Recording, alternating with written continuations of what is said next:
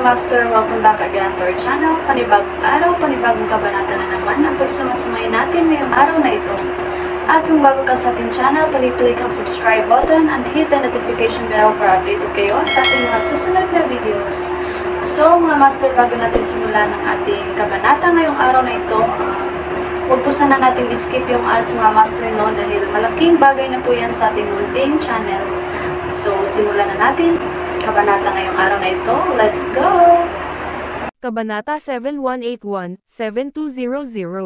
Kabanata 7181 setting sa tabi ng kanyang nakakatakot na mga pamagat bilang napiling anak na lalaki, ang Mortal Emperor, at ang Panginoon ng Great Historitory. Ang kanyang lakas lamang bilang una sa mas malaking larangan na isama ang tatlong kayamanan ay sapat na upang mangibabaw sa langit. Maging ang kagalang-galang na si Emperor Kadir ay kailangang ibababa ang kanyang tangkad upang makiisa sa kanya, at hinawakan siya ni Lord Goyo sa pinakamataas na pagpapahalaga.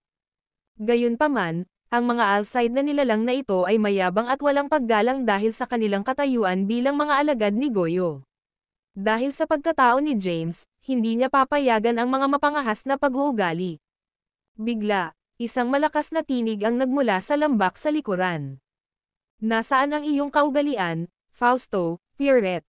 Ito ang mga panauhin ng Master. Isang maliwanag na asol na ilaw ng taybak ang bumaril at agad na lumitaw sa tabi ng Salvador, pagkatapos ay nagbago sa isang taong may edad na sa isang puting balabal. Matapos siyang lumitaw, agad siyang yumuko at sinabing, Sir Salvador. Huminga ng malalim si Zaldivar at sinabing walang magawa, narito ka, Yavrin Fenwick. Mangyaring tulungan malutas ang salungatan para sa amin. Wala akong mataas na katayuan. Nasa iyo ito, ang senior alagad ng Goyoan Temple. Panipi. Agad na lumingon si Yavrin at yumuko kay James, na nagsasabing, isang karangalan na makilala ka, napili. Tiningnan ni James si Yavrin na may interes.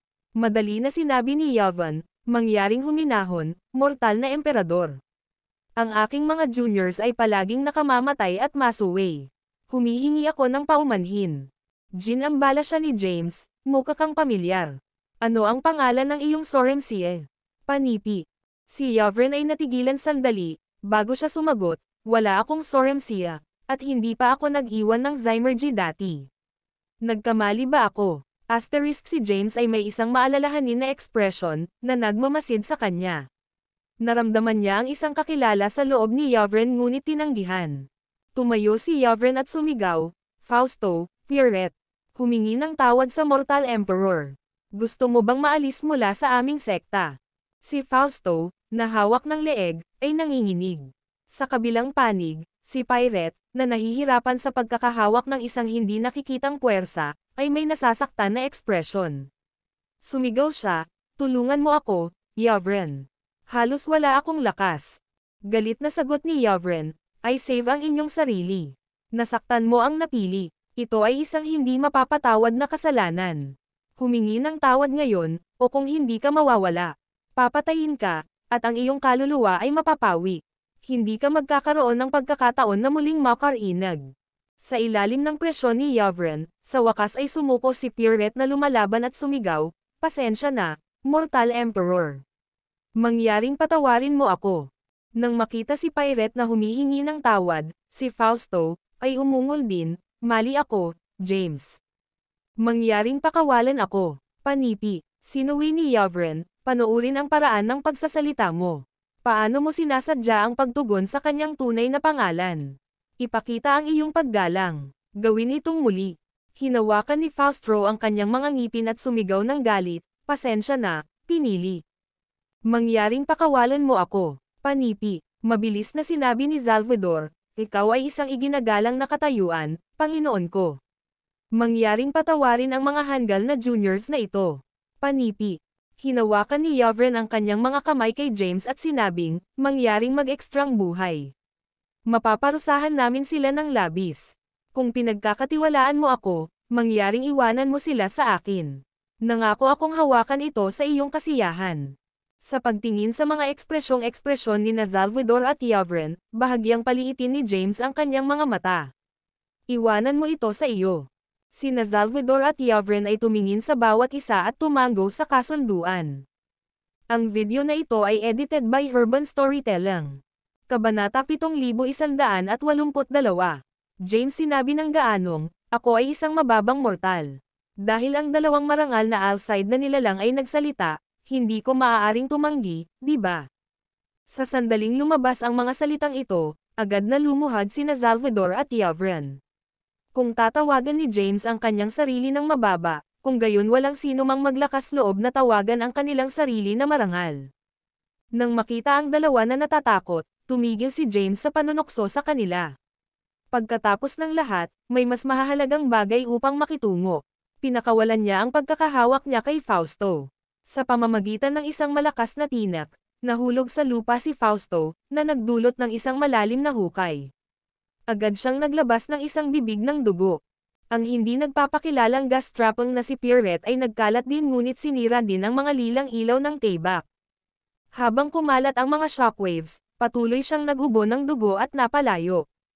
Ang pagsaksi sa nakakatakot na eksena, sina Salvador at Yavrin, na nakaluhod sa lupa, ay labis na natakot na hindi rin sila naglakas loob na huminga. Inihayag ni James ang kanyang kamay at sinabing, sige. Hinayaan ko sila. Maaari mo silang makitungo. Hihintayin ko lang ang mga resulta. Matapos sabihin ito, lumingon si James at dahan-daang lumakad papunta sa lambak. Si Salvador at Yavrin ay tumingin sa isa't isa at yumuko ng pasasalamat. Pagkaraan nito, tumayo muna si Yavrin at nagalit ng galit, pumunta rito. Si Pierrette, na pinasabog, at si Fausto, na nahulog sa lupa, ay naging dalawang sinag ng ilaw at lumitaw sa harap ni Yavrin.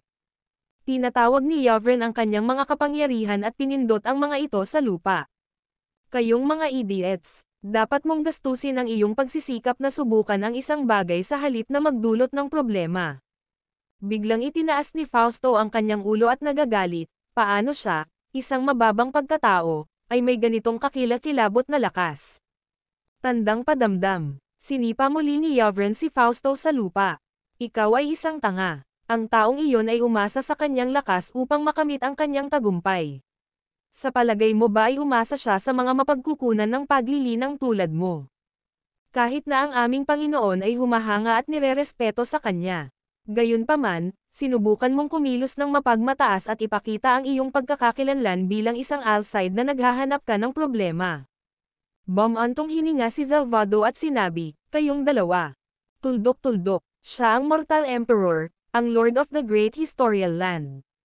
Nang isinama niya ang kanyang tatlong kayamanan, nakuha si Yeria, pumatay ng maraming kataas-taasang nilalang, nakipaglaban-laban sa mga emperador, at nakipaglaban sa Xanthocles sa Gate ng Misteryo, kayong dalawa ay nasa pag-iingat pa rin. Sa oras na pinamunuan niya ang hukbo ng Wormscale Source at ang Marauder Army na salakayin ang katimugang dulo ng lupain ng Goyo Daunas, lumitaw ka lamang mula sa pag-iisa. Panipi. Ang pagiging mga alagad ni Lord Goyo ay hindi nagbibigay sa iyo ng kapangyarihan upang tumingin sa mas malaking realidad. Siya ay isang pag-iral na hindi mo maaabot, isa na maaaring makaimpluwensya sa buong 49 na langit. Itinuro ni Salvador si Fausto at ang nakaluhod na Pierrette, na nagbabawas, kami ay mga outside na nilalang, palaging iniisip na tayo ay nasa itaas at tinitingnan ang mga nilalang ng mundo, ngunit ngayon, ang kapalaran ng mga nilalang tayo ay wala sa ating sariling mga kamay, ngunit sa mga kamay ng mortal na emperador, na itinuturing mong bilang iyong itinuturing mababa. Panipi. Nahaharap sa galit na pagsaway ni Salvador, tila napagtanto ni na Fausto at Pierrette, at pagkatapos ay naisip ang takot na pinigilan ng nakasisindak na aura ngayon, at sa wakas ay dahan-daang ipinikit ang kanilang mga mata. Malamig na sumigaw si Yavrin, sapat na iyon. Walang punto sa pakikipag-usap na walang kaparerikan. Ngayon, ang aming sekta ay nasa panganib at siya lamang ang maaaring ayon ang mga talahanayan at panasan ang Xanthocles. Ngayon na nasaktan mo siya, ang aming buhay at ang buong sekta ay maaaring hindi makaligtas sa sakuna na ito. Ang video na ito ay edited by Herban Storytelling. Kabanata 7183. Yavrin ay huminga ng malalim at sinabing, wala akong ideya kung ano ang parusa na sapat. Kayong dalawa ay dapat humingi ng kapatawaran bago ang master at ang napili. Marahil ay ililigtas niya kayong dalawa sa paggalang kay Lord Goyo. Panipi. Pagkatapos magsalita, Sumulyap siya sa Salvador at lumakad sa lambak. Sina Fausto at Pierrette, na sobrang mapagmataas kanina, ay nahulog sa lupa. Ang kanilang mga mukha ay napuno ng kakilakilabot at pagkabalisa. Sa loob ng lambak, tumayo si James sa harap ng isang masa ng itim at puting gas. Kahit na hindi niya inilaan na huminto, siya ay hininto ng 4 na kababaihan na nakasuot ng mga puting damit at veil. Nakakakita ng kanilang mabangis, tulad ng kaaway, naramdaman ni James na kapwa nakakaaliw at inis. Mapahamak ito. Inanyayahan ako rito, ngunit patuloy na naharang. Para bang narito ako upang maghanap. Isang pagdalo sa Emperor. Nakakainis. Sa palagay nila ay mahina ako dahil hindi ko ipinapakita ang aking lakas. Ang 4 na masked na kababaihan ay handa na makisali sa labanan, ang kanilang mga ilaw ng ilaw ay naglalahad. Pagkatapos lamang, 2 beam ng lila-gintong ilaw ang bumaril mula sa likuran ni James, na nagbabago sa Salvador at Yavrin. Nang makita ang panahunan na sitwasyon, awkwardly hinailan ni Yavrin si James. Humihingi ako ng paumanhin, si Emperor Kaidan. Si Lord Goyo ay nasugatan at nasa pag-iisa pa rin. Galit na tanong ni James, kung gayon bakit paanyayahan ako dito? Inanyayahan ba akong makilala siya o sambahin ako? Ang mukha ni Yavrin ay naging mapatla sa takot at sinabing, hindi. Siyempre hindi, Emperor Kaidan. Mangyaring hindi maunawaan. Si Lord Goyo ay isang malabong tinig ang biglang nagmula sa itim at puting gas. Hindi ako magpapakita ng gayong kawalang galang. Pinarangalan ko na ang napili, si Emperor Kaidan, ay bumisita sa akin. Ang pakikinig sa tinig, sina Yavrin at Salvador ay agad na lumuhad. Ang 4 na masked na babae ay mabilis na sumunod sa suit. Nahawak na ni James ang sitwasyon. Ngumiti siya sa itim at puting gas, pagkatapos ay sinabi, mukhang mas nakatuon ka sa mga formalidad kaysa sa tunay na mabuting pakikitungo. Sumunod ang itim at puting gas, at pagkatapos ay sumunod ang isang malakas na pagtawa. Hindi mo ako naiintindihan, James. Hindi ko sinusubukan na maging kawalang galang, tunay na abala para sa akin na batiin ka ng personal. Mangyaring patawarin mo ako. Kung makakalipat ako, personal na pupunta ako upang bisitahin ka. Hindi ako maguguluhan na darating ka. Si James ay nagtanong, kaya't mag-chat lang tayo rito. Matapos ang isang maikling katahimikan, ang tinig ni Goyo ay nagmula sa itim at puti na gas. Panipi. Ang lahat ay tinanggal. Nais kong makipag-usap sa iyo mag-isa. Panipi. Mabilis na tumayo sina Salvador at Yavrin, yumuko kay James, at pagkatapos ay umalis. Gayunpaman, ang 4 na kababaihan na nagbabantay sa black and white gas ay nanatili sa lugar. Ang video na ito ay edited by Urban Storytelling. Kabanata 7184. James at ang 4 na kababaihan ay nakatitig sa bawat isa na parang isang kompetisyon. Bigla, ngumiti si James. Sa susunod na sandali, isang malakas na tunog ng tunog ang sumabog sa paligid ng mga kababaihan. Pagkatapos, ang 4 na maskadong kababaihan ay nanginginig, nagsusuka ng dugo, at nahulog sa lupa. Naging pula, asul, lila, at gintong gas, pagkatapos ay tumaas sa walang bisa. Agad na naramdaman ni Goyo ang mga bagay na pupunta sa isang masamang direksyon, at nagmadali na sumigaw, Kira, Handal, Tauwen, Zephyra. Hold it. Ang 4 na mga gas ay umakyat sa walang bisa at ang mga buto chilling roars ng mabangis na mga hayop ay lumubog. Ang pulang gas ay nagtipon sa isang napakalaking nagninangas na hayop na kahawig ng isang tigre, ngunit pinalamutian ng napakalaking mga pakpak. Kasabay nito, ang asul na gas ay naging material sa isang napakalaking, mabalahibo na globo na wala sa mga mata, ilong, kamay, o paa, na naglalabas ng isang nakapangangilabot, hindi nakakagulat na mga hay. Samantala, ang lila na gas ay nagbago sa isang napakalaking nilalang na nagdadala ng parehong mukha ng tao at isang hayop na visage, pinalamutian ng mahabang buhok, tulad ng tigre, isang bibig ng baboy, at matigas na mga sungay ng baka. Panghuli, kinuha ng gintong gas ang anyo ng isang napakalaking nilalang na may ulo ng dragon, buhok ng esmeralda, isang katawan na tulad ng ibon, at matulis na sungay. Ang malawak na mga pakpak nito ay nakabalot upang malabo ang kalangitan at araw, na nagpapalabas ng malalim na takot. Umungol sila at nag-cheer, at naglunsad ng isang mabangis na pag-atake kay James ng sabay-sabay. Sa sandaling iyon, ang mga tunog ng alon, apoy, meteorite, at mabilis na umiikot na mga planeta, ay tulad ng isang sakuna na doomsday, nanginginig ang mga paligid. Hindi man lang lumipat si James. Sa sandaling ang unang pag-ikot ng mga alon ng pag-atake ay nahulog, isang hindi nagpapakilalang gas ang agad na nabuo sa isang hadlang at hinarang ang lahat ng pag-atake. Pagkatapos, itinuro niya ang dalawang daliri sa walang bisa, at isang lilang gintong ilaw na lumipad mula sa kanyang kamay. Mangyaring ipakita si Mercy, James. Sabik na sumigaw si Goyo. Gayunpaman, ang lilagintong ilaw na binaril ni James ay tumagos sa mga malalaking katawan ng apat na hayop na sunod-sunod na may bilis ng kidlat, na nagiging sanhi ng mga ito na sumabog sa kalagitnaan ng hangin ng paisa-isa. Ang dugo at laman ay sumabog sa isang makab na sayaw, swirling at pagkalat sa pamamagitan ng hangin tulad ng grim confetti. Tumayo roon si James na parang walang nangyari, hinayaan ang madugong pag-ulan. Si Goyo sa black and white air mask ay nagbuntong hininga ng walang magawa. Masyado kang malupit at mas madaya kaysa sa Xanthocus, James. Mas marami ka pang demonyo. Nahaharap sa kanyang paglabas, lumakad si James sa isang malaking bato sa gilid. Umupo siya, kumuha ng isang garapon ng kaguluhan na absinthe, at binuksan ang takip.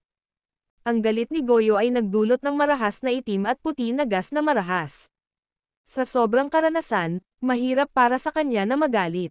Gayunpaman, ang pag-uugali ni James ay isang kahihiyan at kawalang galang sa kanya. Sa kasamaang palad, siya ay nasa isang desperadong sitwasyon at hindi maprotektahan ang kanyang sarili. Sa makatuwid, ang pakikipaglaban ay hindi isang pagpipilian.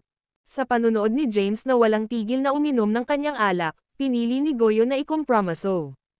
Sa pamamagitan ng isang nakakahiyang tunog, ang itim at puting gas bola ay biglang nagwasak, at isang sedan chair na nakabalot sa isang puting gauze na kurtina ay lumitaw sa harap ni James. Boom! Sa pamamagitan ng isang matalim na tunog, isang malawak na lilagintong ilaw na kumalat mula sa sedan chair, at nawasak ang puting kurtina. Ang isang gwapong lalaki na nakasuot ng isang pilak na puting balabal, banayad at matikas, na may mahabang buhok na draped sa kanyang mga balikat, na nakaupo sa loob ng upuan ng sedan ay ipinahayag. Sa paghuhusga mula sa kanyang maputlang mukha, parang pagod na siya at nahihirapan kahit na tumayo. Habang pinapanood niya ang eksenang ito, bahagyang paliitin ni James ang kanyang mga mata. Ang video na ito ay edited by Urban Storytelling. Kabanata 7185. James ay naisip, ito si Goyo, ang maalamat na pinuno ng 5 mga emperador ng landas, ang pinakamalakas na pagiging mas malaking realidad. Paano siya nagtapos ng ganito? Malamig na sinabi ni Goyo, malakas ka at walang awa, James. Gusto mo akong makita na napahiya, di ba? Ako ay isang baldado na tao. Sige na, pinaglaruan mo ako ayon sa gusto mo. Sinuri siya ni James ng ilang sandali, pagkatapos ay kumuha ng isang swig ng Chaos Absinthe. Pagkatapos, sinabi niya, nawawalan ako ng pasensya. Ako ay isang tao ng aking salita. Sabik na sinabi ni Goyo, ipinakita na ni Tiv ang aking sarili. Ano pa ang gusto mo? Panipi. Kumuha si James ng isa pang swig ng Chaos Absinthe at sinabi, mayroon lamang akong 2 bibig ng alak. Umungol si Goyo, huwag kang lumusot, James. Kahit na ako ay lumpo ngayon, ako pa rin ang pinuno ng sekta ng Goyo at ang mga nilalang na Alcide. Swoosh! Pinutok ni James ang kanyang palso, at isang lilagintong ilaw na sword ang bumaril, tinusok ang katawan ni Goyo. Hindi maintindihan ni Goyo ang sitwasyon sa loob ng ilang segundo. Sa susunod na sandali, ang kanyang mukha ay puno ng kawalan ng paniniwala. Si James ay puno ng kawalan ng tiyaga. Masyadong walang kaparirikan. Papayagan ito kung ikaw ang tunay na pakikitungo. Ngunit gaano karami ang maglakas loob na sabihin ng isang imposter sa harap ko. Dapat mayroon kang isang nais na kamatayan. Sa sandaling natapos na niya ang pagsasalita, sumabog si Goyo at nagpadala ng dugo na lumilipad kahit saan. Bigla, tumahimik ang paligid. Nang hindi man lang lumala ng isang sulyap, kumuha si James ng isa pang bibig ng kaguluhan na absinthe. Huling pagkakataon. Matapos magsalita si James, isang nakamamatay na aura ang kumalat sa buong lambak. Ang mga buhangin at bato ay lumipad, Ang mga kulay abo na ulap ay sumaklaw sa kalangitan, at ang natitirang mga alagad ni Xanthocus ay nadama ng isang walang uliran na takot. Hawak ang isang garapon ng alak, dahan-daang tumayo si James, kinuha ang huling paghigop ng kaguluhan na absinthe, at sinalsal ang garapon. Pagkatapos, ikinakalat niya ang kanyang mga kamay, at isang lila na gintong sword light ang bumaril sa kalangitan, dumarami sa libo-libo, na lumalakad sa itaas ng buong lugar. Mangyaring itigil, Emperor Kaidan. Biglang nagmula ang boses ni Salvador. Kasabay nito, nagmadali si Yavrin na sumigaw mula sa kabilang linya, mangyaring huminahon, Emperor Kaidan. Hindi pinapansin ang kanilang mga kahilingan, sinaksak ni James ang kanyang kamay, at ang kalangitan sa itaas ng lambak ay agad na napuno ng kidlat at kulog. Ang mga siksik na ilaw ng taybak ay nagbuzz ng bingi at nagsimulang mahulog sa isa't isa. Sa sandaling iyon, isang itim at puting ilaw ang bumaril mula sa lambak, na nagpapakita sa isang malaking itim at puting lotus na hamarang sa lahat ng mga pag-atake. Boom! Boom! Boom! Ang walang katapusang pagsabog ay tumunog, at ang mga ilaw ng taybak ay nabasag sa mga pagsabog. Nang makita ito, ang gwapong mukha ni James ay nagpakita ng kaguluhan. Pagkatapos, ang isang malakas at marilag na tinig ay sumigaw mula sa walang bisa. Ang totoong kakanyahan ng paglilinang ay lampas sa mga paglalarawan at konsepto. Ang walang pangalan ay ang simula ng langit at lupa. Ang pinangalanan ay ina ng lahat ng bagay. Ang pag-obserba ng walang pagnanais ay nagbibigay daan sa isang tao na makita ang banayad, pinagbabatayan na katotohanan ng paglilinang. Ito ay kung paano nangyari ang gate ng pangunawa. Panipi.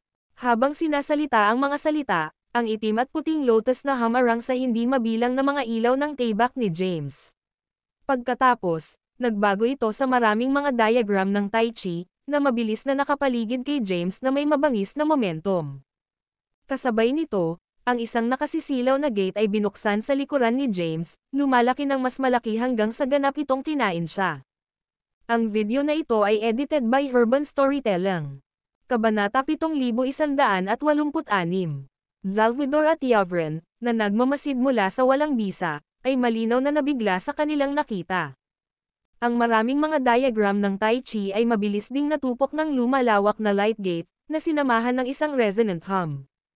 Ang light gate na ito ay lumago ng walang hanggan, sa kalaunan ay sumasaklaw sa buong lambak at sa paligid.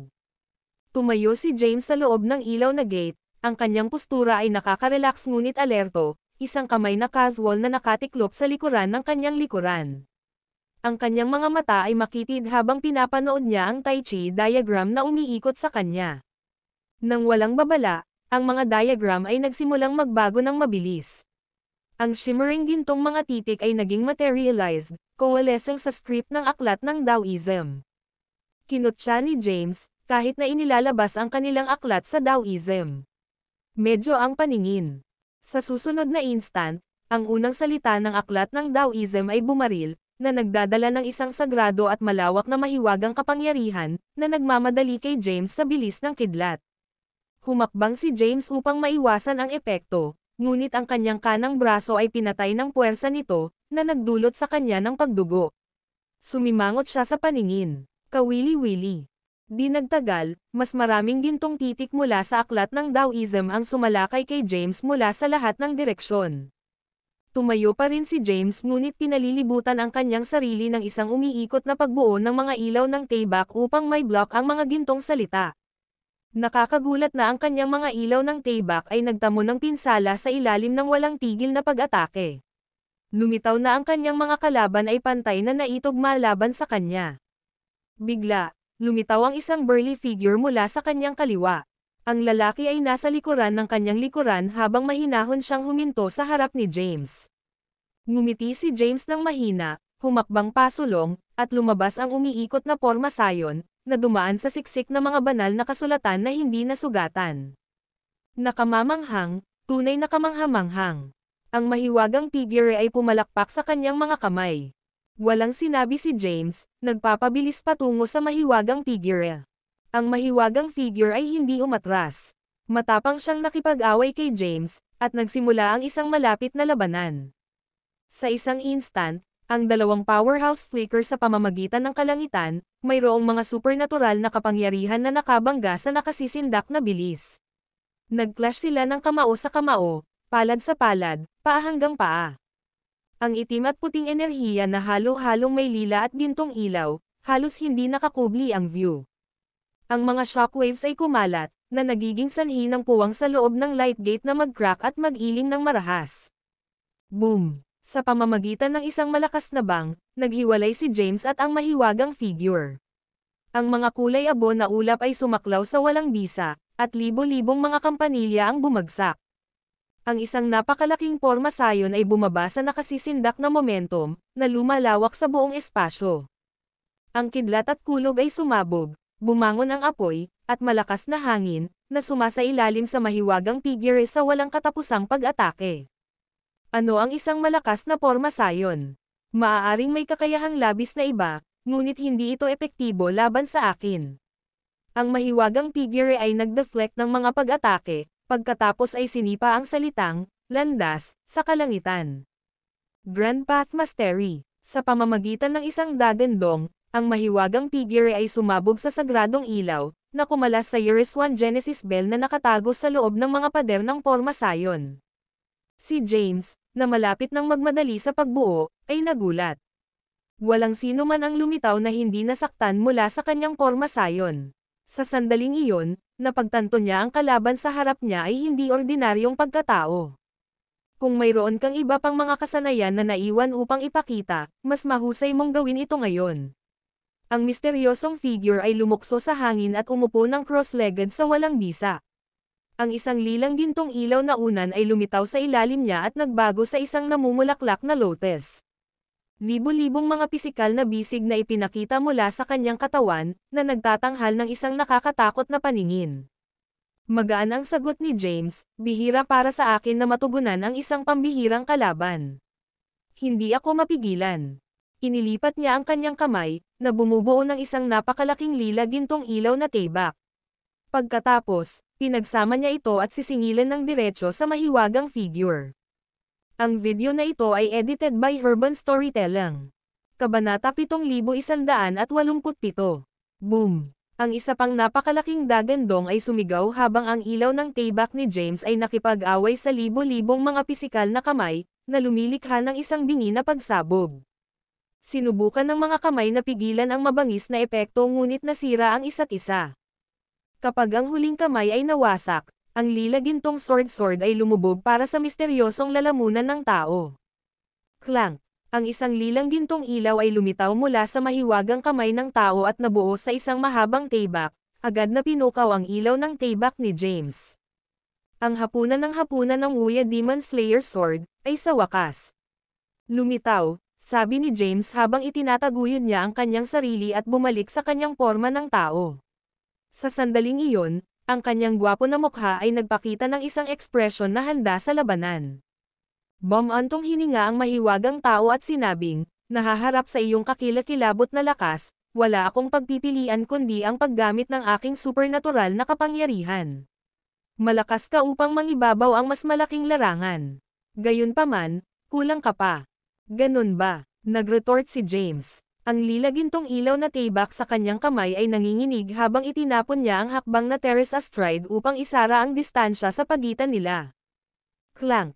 Ang isa pang mabangis na pag-aaway ng mga espada ay nagsimula, ang bawat welga ay nagpapalabas ng nakasisindak na enerhiya ng tibak na kumakalat sa paligid. Matapos ang libo-libong mga palitan, ang light gate ay gumuho ng isang bang. Sa isang instant, si James at ang mahiwagang malakas na tao ay muling lumitaw sa lambak. Si James, na napapaligiran ng mga ilaw ng ilaw, ay mukhang domineering, habang ang mahiwagang powerhouse, ay nakapaloob sa mga gintong karakter, na gumagamit ng Wuya Demonslayer Sword Slipper 3 Sword. Ang misteryosong tao ay nag-chop, kamangamangha ka. Akala ko matutukoy namin ang isang nagwagi sa loob ng gate ng pangunawa. Hindi ko inaasahan na hindi ito makatiis sa aming mga kapangyarihan at bumagsak ng mas mababa kaysa sa libo-libong mga pag-ikot. Naaawa ito, panipi. Kalmado ang sagot ni James, hindi ito awa. Maaari pa rin tayong lumaban dito. Ang misteryosong tao ay kumalas sa kanyang kamay at hindi sumasang-ayon, hindi natin. Kung lalabas tayo, hindi lamang natin masisira ang 49 na langit, ngunit ang buong Zymergy. Maaaring makaapekto ito sa mas malaking larangan. Solemang sinabi ni James, ngunit pinansin mo ang aking espiritu ng pakikipaglaban. Hindi ka na makakabalik ngayon. Bumantong hininga ang mahiwagang tao at sinabing, tawagin natin itong isang draw. Hindi ito pagkawala para sa iyo, at kinikilala ko ang iyong lakas na biglang tumawa si James, isang tunog na puno ng pag-aalipusta at disdain. Mayroon siyang pagmamataas at ang kapangyarihan upang may backup ito. Isang draw. Kung mayroon akong kalahati ng aking iba pang pangunahing katawan sa loob ng gate ng misteryo, papatayin ko ang taong ito. Ang mahiwagang tao ay sumimang. Si James ay sumigaw, sa lakas na ito, inaasahan mong hahayaan ang mga Alcide na ito na umalis ng may dignidad. Ngunit bilang kinatawan ng Greater Realms, hindi ko ito papayagan. Ang kanyang mga huling salita ay halos isang dagandong din, sumasalamin upang marinig siya ng lahat. Si Salvador at Yavren, na nasa malayong walang bisa, ay nagulat. Ang mahiwagang powerhouse ay hinawakan ang kanyang mga kamay sa likuran at huminga ng malalim. Ang puot ba ng mas malaking larangan para sa mga nilalang ng Alcide ay napakalalim na walang silid para sa pagkakasundo. Solemang sinabi ni James, noong nakaraan, oo. Ngunit hindi na matapos ang iyong paulit-ulit na mga pagtatangka na subukan ako. Ang misteryosong tao ay nagsabi ng nagmamadali, hindi ko inilaan na huwag paggalang sa iyo. Gusto ko lang makita kung sasamantalahin mo ang aming kahinaan upang higit na mapinsala ang aming uri. Nais din namin na ang Lord of the Health World ay maging mabait, mapagparaya, at mapagbigay. Tumawa si James, hayaan mo akong magtanong sa iyo, Goyo. Ano ang gagawin mo kung hindi ko nakita sa pamamagitan ng papel na nagpapanggap sa iyo? Ang video na ito ay edited by Urban Storytelling. Kabanata 7188. Habang ang tanong ay nakabitin sa hangin, itinaas ni Goyo ang kanyang glimang sword na dahan-dahan at tumawa. Kung gayon gagawin ko ang lahat ng makakaya ko upang patayin ka. Kung hindi ko magagawa, sisirain ko ang 49 na langit at ang mas malaking larangan, ibabalik ang lahat sa wala. Gamit ang aking kapangyarihan at ang 3 mga espada ng Waxia Demon Slayer Swords Upper 3 Swords, hindi mo ako dapat pagdudahan. Pinaikit ni James ang kanyang mga mata at sinabing, sa wakas ay inihayag mo ang pagmamataas ng iyong mga Alcide na nilalang. Malubhang sinabi ni Goyo, wala akong pagpipilian. Kung hindi mo nakita ang aking bitag, napatunayan nito ang aming pananaw sa mga mas malaking tao na mga nilalang na maging ignorante, bobo, makasarili, at sakam. Sa web ng mga pagnanasa, walang pag-unawa sa tama o mali, walang karunungan sa. Tingnan ang mga detalye. Patunayan lamang nito na ang mas malakas na makukuha mo, mas malaki ang pinsala sa mas malaking realidad, tulad ng Xanthocus. Sa kasong iyon, hindi kita bibigyan ng pamana ng Weight Arapath. Hindi ka magiging akma upang umakyat at mamuno sa mas malaking mga lupain. Nakatanong si James, kaya, ang lahat ay isang pagsubok. Sumagot si Goyo, oo. Sa kabutihang palad, ikaw ay matalim. Kahit na malupit, ikaw ay mapagpasya at nagdomineering tulad ng isang hari. Maaari mong tiyak na matanggal ang Xanthocus at mamuno sa mas malaking larangan. Sinulyapan siya ni James. Sa palagay mo ba tatanggapin ko ang iyong paliwanag ng madali? Sino ang susubukan mo sa akin? Nahiya si Goyo, nabigla sa pagsuwi ni James. Akala niya si James ay magpapasalamat, kaya't ang kanyang kawalan ng pasasalamat ay dumating bilang isang sorpresa. Malamig na sinabi ni James, pinaplano kong makitungo muna sa Xanthocus, kung gayon ang mga nilalang ng Alcide. Ngunit dahil walang pasensya na mamatay ka, magsisimula ako sa iyo. Natigilan si Goyo, pagkatapos ay tumawa ng galit. Nag-alok si James, bigyan ka ng 2 pagpipilian. Maaari mong paksain ang iyong base sa paglilinang o lumaban at mamatay kasama ang lahat ng iyong uri. Panipi. Nag-sneered si Goyo, hindi ka masiraan. Hindi nag-abala si James na tanggihan si Goyo. Inihayag niya ang kanyang kamay at isang kumikinang na pintuan ang lumitaw sa likuran ni Goyo, mabilis na lumalawak upang mapuspos ang mga ito. Mayroon kang isang landas ng iyong sarili. Ang ekspresyon ni Goyo ay nagbago ng malaki. Sumagot si James, ito ang Gate of Anonymous. Tingnan natin kung makatiis ito sa aming labanan ng mas mahusay kaysa sa iyong gate. Tumayo si James sa harap ni Goyo, na may hawak na ilaw ng kanyang gleaming sword, ang kanyang asol na balabal na kumikislap habang naghahanda siya para sa labanan. Sa kauna-unahang pagkakataon, nadama ng Goyo ang isang twinge ng takot. Bumantong hininga si Goyo at sinabing, kami ay pinapabayaan ka. Lumaki ka ng mas malakas at nagagalit ka sa balanse ng mas malaking larangan. Mahinahon na sinabi ni James, gawin ang iyong pagpipilian. Kung mayroon kang mga huling salita, maaari itong maghintay hanggang matalo ka. Galit na tanong ni Goyo, ang iyong pagkamuhiba sa amin ay tumatakbo ng malalim. Wala ba tayong nagawa para sa mas malaking realms? Pinaglaruan ni James ang kanyang sandata at dahan-daang sinabi, narito ang isang tula para sa iyo. Kung saan ang kabutihan ay ang pino, at ang kasamaan ay ang bulaklak na namumulaklak sa kalakasan ng tagsibol. Kahit na ang mga bulaklak na alindog ang mga puno ng mata at pino ay maaaring mukhang malinaw, kapag bumaba ang hamog na taglamig, ang mga pines lamang ay nananatili. Panipi. Sa sinabi nito ay pinakawalan ni James ang isang nakakakilabot na lilang gintong enerhiya na nagbago sa isang umuungal na dragon, na dumadaloy ng diretso kay Goyo. Ang video na ito ay edited by Urban Storytelling. Kabanata 7189. Nakaharap sa menacing giant dragon, ginamit ni Goyo ang Quiet Demon Slayer sword sa kanyang kamay at sinampal ito sa dalawang halves. Dagandong. Ang dalawang halves ay nagbago sa dalawang dragon at hinarap si Goyo. Boom! Boom! Dalawang matinding pagsabog ang umalangaw habang si Goyo ay malakas na kumatok. Habang pinatatag niya ang kanyang sarili, hinaplos ni Goyo ang kanyang dibdib, na naglabas ng isang bibig ng dugo. Itinaas niya ang kanyang ulo sa pagkabigla at tinanong, hindi mo ginagamit ang mas mababang anim na tibak ng Wuya Demon Slayer sword. Kalmado ang sagot ni James, tama. Ito ay tinatawag na Jade Morris sword. Sa pagsasalita nito, ginamit niya ang Jade Morris sword at sinisingil ng diretso sa Goyo na may hindi magagawang pag-uugali. Hinawakan ni Goyo ang kanyang mga ngipin, na pinangangasiwaan ang Wuya Demon Slayer sword upang makipag-usap sa head-on kay James. Clank! Clank! Bigla, ang isang mabangis at tuloy-tuloy na pag-aaway ng mga tibak ay sumabog, na pinakawalan ang mga nakakatakot na alon ng enerhiya na mabilis na kumalat sa lahat ng mga direksyon. Ang lambak na nakapaloob sa pamamagitan ng gate ng hindi nagpapakilalang at ang nakapalibot na mundo ay nawasak sa isang mata lamang. Ang mga bundok, ilog, puno, at lumilipad na mga labi ay napuno ng hangin. Ang mga ilaw ng tibak na crisscrossed, hangin ay umungol, at sa ilalim ng sakuna na ito, ang bawat apektadong lugar ay pilit na naging mga lugar ng pagkasira, paulit-ulit na tinapakan.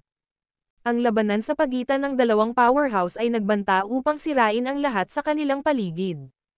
Ang unang sword ng Wuya Demon Slayer sword, Eternal Wayseeker. Sa pamamagitan ng isang dagandong mula kay Goyo, bumaba siya kay James ng isang malakas na pag-atake, na nakakatakot sa tindi nito. Isang alon ng mga puting tigre, na sinamahan ng hindi mabilang na mga ilaw ng tibak, mabilis na bumaba. Tinusok ng tibak ni James J. Demora ang walang bisa, na pinakawalan ang maraming mga ilaw sa tibak. Boom! Boom! Boom! Ang isa pang pag-ikot ng mga pag-aaway ng lupa ay naganap habang nag-clash ang kanilang mga pag-atake. Sa isang instant, kumalat ang mga shockwaves, at gumuho ang lambak. Ang pagpapalawak ng mga shockwaves ay marahas na nakakaapekto sa spatial na hadlang ng gate ng hindi nagpapakilalang, na lumilikha ng maraming mga nakakatakot na bitek. Dahil sa mabibigat na suntok na ito, nadama ni James ang kanyang dugo at enerhiya na hindi mapigilan. Ang hindi nagpapakilalang gas sa loob niya ay tumakbo amok, na nagdudulot ng kahit na ang kanyang primordial spirit ay manginig. Hindi mapigilan ang kanyang mga pinsala, naglabas siya ng isang bibig ng dugo. Ang reputasyon ni Goyo bilang pinuno ng 5 mga emperador ng landas at pinakamalakas sa mas malaking realidad ay talagang nararapat. Matapos pumasok si James sa ranggo ng Zender, kahit na si Xanthocos ay maaaring magdulot ng labis na pinsala sa kanya. Sa kabilang banda, ang kondisyon ni Goyo ay hindi mas mahusay. Habang kumalat ang mga shockwaves, ang kanyang mahabang dumadaloy na buhok ay hindi nasaktan at ang kanyang puting balabal ay napunit. Nasugatan sa kanilang paghaharap, naglabas din siya ng ilang mga bibig ng dugo. Gayunpaman, nahaharap niya ang sitwasyon na may pagkakapantay-pantay na parang handa para sa isang labanan sa kanyang kamatayan. Ang pangalawang sword ng Wuya Demon Slayer Sword, Eternal Pathway. Si Goyo ay tumaas ng mas mataas sa kalangitan, pagkatapos ay sinampal ang kanyang tailback kay James. Ang kalangitan at lupa ay nagbago ng kulay, at ang buong gate ng hindi nagpapakilalang nanginginig ng marahas. Ang umuungal na hangin at nakasisilaw na lila gintong ilaw na sinamahan ng milyon-milyong nagniningning na mga bituin ay lumikha ng labis na presyon. Ang video na ito ay edited by Urban Storytelling. Kabanata 7190. Mukha na may tulad na isang kakilakilabot na pag-atake, si James ay hindi nang ahas na maging walang ingat. Agad niyang sinimulan ang kanyang tatlong kayamanan, at hindi mabilang na mga ilaw ng tailback na nakapaligid sa kanya upang makabuo ng isang siksik, hindi may iwasang hadlang. Mabilis siyang pinagsama sa Jade Morris Sword, nagbabago sa isang napakalaking LILAGOLD lightsaber, at sisingilan ng diretso sa Goyo na may balak na hampasin siya. Halika! Ang walang hanggang landas ay bumaba sa isang bingi na pag-crash. Boom! Boom! Boom! Ang mga pagsabog ay napunit sa pamamagitan ng katotohanan at nasira ang pagka-Diyos. Mga ilaw ng tailback ni Goyo. At ang milyon-milyong mga bituin ay napuno ng buong gate ng hindi nagpapakilalang. Maging si James, na nagbago sa isang ilaw ng ilaw, ay nahuli sa kaguluhan.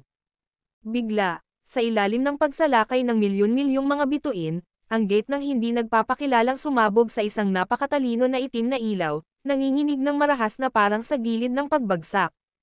Sa hilagang silangan na sulok ng gate ng Anonymous, isang kaaya-aya na figure na nakaupo sa cross-legged sa isang namumulaklak na lotus na sumabog na may maraming mga makukulay na ilaw, na nakikibahagi sa mabangis na mga shockwaves. Pagbukas ng kanyang mga mata, dalawang sinag ng itim at puting pagbaril, at mula sa kanyang tingin ay namumulaklak ng daan-daang milyong mga itim na lotus, humuhumaling habang sila ay dumura, nilamon ang walang tigil na mga shockwaves. Sa susunod na instant, ang mga itim na lotus na ito ay mabilis na nagbago sa mga puting lotus, na umiikot ng marilag sa buong walang bisa. Haha, si Goyo, sa gitna ng walang bisa ng gate ng hindi nagpapakilalang, biglang sumabog sa pagtawa. Ikaw ang unang nahaharap sa Wuya Demon Slayer Sword, Eternal Pathway. Inilaan kong gamitin ito laban sa Xanthocos. Ito ay isang malaking karangalan para sa iyo na mapahamak sa ilalim ng aking banal na supernatural na kapangyarihan. Hinawakan ni Goyo ang kanyang tailback at huminga ng malalim. Gayunpaman, ikinalulungkot na ang isang powerhouse tulad ng kailangan mong mamatay. Sa talino at lakas, tumayo ka sa pinnacle. Sa kasamaang palad, ang iyong pagmamataas ay nagdulot ng iyong pagbagsak. Kung paanong sumigaw ang boses niya, ang boses ni James ay sumigaw mula sa walang bisa, ganito ba? Masyado kang tiwala, Goyo. Ang jubilation ni Goyo ay agad na nawala. Sumigaw siya ng may isang mabagsik na ekspresyon, alam kong isinama mo ang tatlong kayamanan, at walang kamatayan. Gayunpaman, ang iyong pisikal na katawan ay nawasak. Anong banta ang maaari mong gawing laban sa akin? Pinaglaruan ni James, akala ko ang pinuno ng Alcide ay magkakaroon ng mas maraming karunungan. Tila hindi ka makatakas sa sumpa ng pagmamataas. Malamig na sumingit si Goyo, ang mga salita ay walang saysay. Lumabas at ipagpatuloy ang aming labanan kung magagawa mo. Pinaglaruan ni James, hindi ka patapos, di ba? Panahon na upang ipatawag ang pangatlong tailback, ang walang katapusang pagdalugad. Ikaw, Goyo ay nakuha. Bago siya magreaksyon, isang nakasisilaw na lila gintong ilaw na ilaw sa likuran niya, na tinusok ang kanyang pulso na naghuhugas ng tailback na may mabilis na swoosh, pagguhit ng dugo. Arg! Mabilis na inalis ni Goyo ang kanyang kamay, ngunit nawala ang ilaw ng walang bakas. Si Goyo ay may galit na galit. Nirerespeto kita bilang isang kaaway, ngunit upang yumoko sa mga nasabing taktika. Tumawa si James, underhanded. Para sa isang powerhouse na katulad mo, paano ka napaka-ignorante? Ang isang flash ng lila at gintong ilaw ay nagpahayag ng pagkakaroon ni James. Sa pamamagitan ng isang mabilis na paggalaw, naghatid siya ng isang malakas na sampal na nagpadala kay Goyo na nakakasakit. Bago mabawi ni Goyo ang kanyang balanse, muling nawala si James. Maya-maya, lumitaw si James sa kaliwa ni Goyo at pinalitan ang kanyang kamao, naghahatid ng isang malakas na suntok. Lumitaw ang dalawang dragon, na nagpapadala ng layo na lumilipad si Goyo. Ang video na ito ay edited by Urban Storytelling. Kabanata 7191. Goyo spat out ang isa pang bibig ng dugo. Bago niya may pagtanggol ang kanyang sarili, ang kanyang kaliwang kamay ay naputol. Tulad ng malapit na siyang magsalita, isang lilang gintong ilaw ang sumabog sa likuran niya. Sa sandaling si James ay naging materyal mula sa ilaw, naghatid siya ng isang malakas na welga ng siko. Bumagsak si Goyo mula sa kalangitan, ngunit hindi napigilan ni James ang kanyang pag-atake. Tulad ng isang papay, siya ay binugbog ng sunod-sunod na pag-atake at ganap na hindi may mount ang anumang pagtatanggol. Natapos na ni James ang buhay ni Goyo sa isang solong welga, ngunit sa halip, tila sinasadya niyang makipag-ugnay sa kanyang kalaban, na parang pagsubok sa mga bagong pamamaraan.